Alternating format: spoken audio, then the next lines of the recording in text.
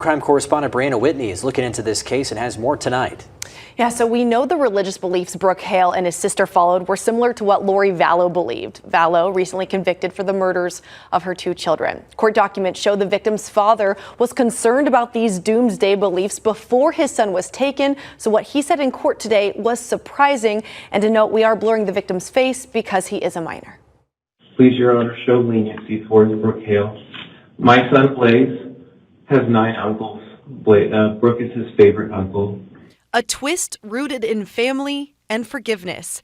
In the disappearance case of then 16-year-old Blaze Thibodeau, his father actually asking for mercy for the defendant. At his core, he is a kind and generous man who has always gone out of his way to help others. The Gilbert teen was reportedly taken by his uncle, Brooke Hale, and his mom, Spring Thibodeau, back in October, found 4 days later as the group tried to drive into Canada from Alaska. Brooke Hardy Hale, January 26, 1976. Hale now in MCSO custody facing multiple felony charges.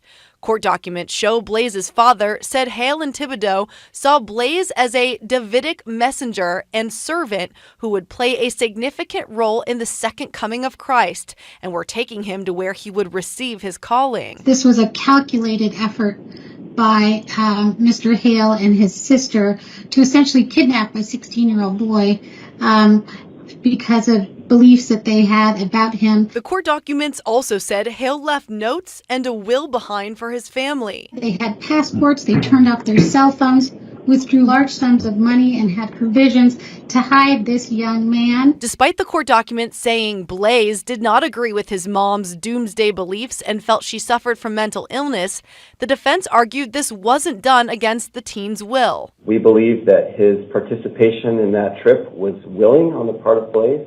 A case like this is not new to the Valley. Blaze's father said his wife shared beliefs with infamous doomsday mom Lori Vallow. We have 2 dead children. Lori Vallow's 2 children. We have 2 dead husbands. And then we have this young man who was kidnapped by,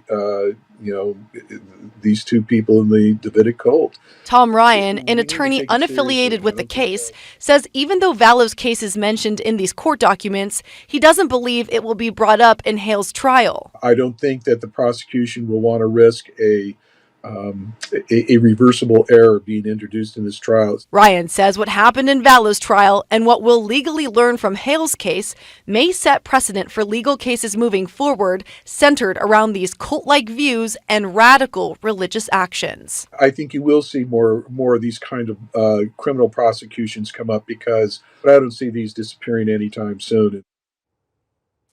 Hale was given a $500,000 cash-only bond and is facing a count of custodial interference and a count of conspiracy to commit custodial interference.